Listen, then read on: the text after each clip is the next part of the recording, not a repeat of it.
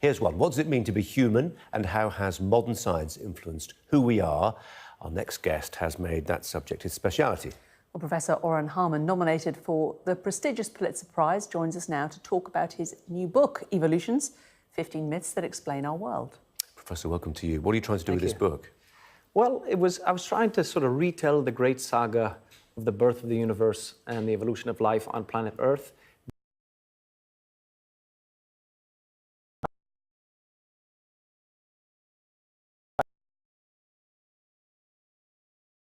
Right.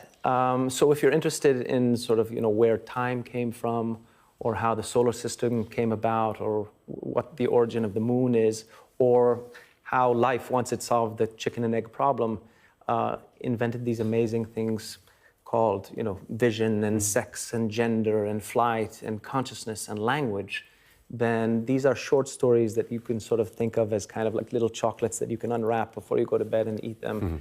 That's not a good idea, by the way. You must know that as a scientist, eating chocolate before you go to bed. That's right. It's not, some of this isn't settled science, is it? I mean, there are different theories about how the moon ended up where it is, but if you're trying to mythologise something, what's definitively true doesn't really matter, I suppose. Exactly. I mean, it does matter because it's our best guess at what happened. But in a sense, what I'm trying to say is that all cultures have always attempted to touch their existential mysteries through myth, through mythology. And mythology is really a use of the language of their day in order to try to, come as close as they can to these truths. And the language of our day, to a great extent, is science, because it's such a powerful tool to know ourselves and the universe. Is there something going on here? Are you tapping into a zeitgeist? I mean, I can think of two books I've read in the last year, Jordan Peterson's book and Jonah Goldberg's book, which are saying, actually, the old lessons of history, the old stories we told ourselves, represent the wisdom of crowds and shouldn't be dismissed.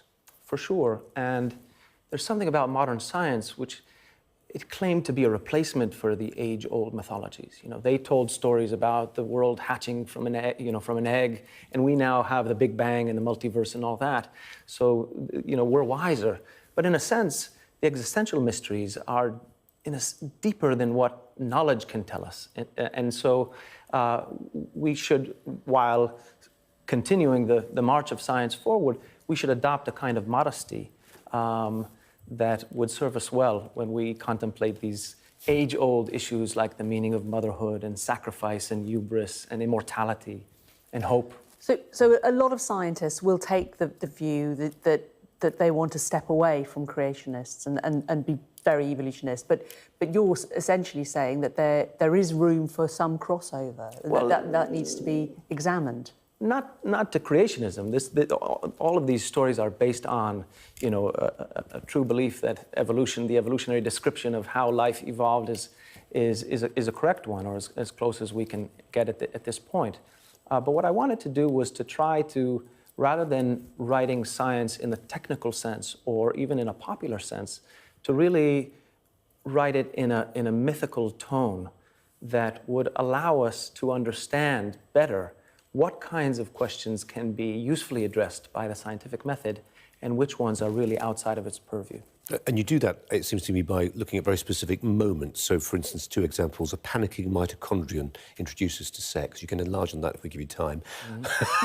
And the loneliness of consciousness emerged from the memory of an octopus. Yes, for sure. Or, for instance, something even more basic, the moon. Do you know where the moon came from?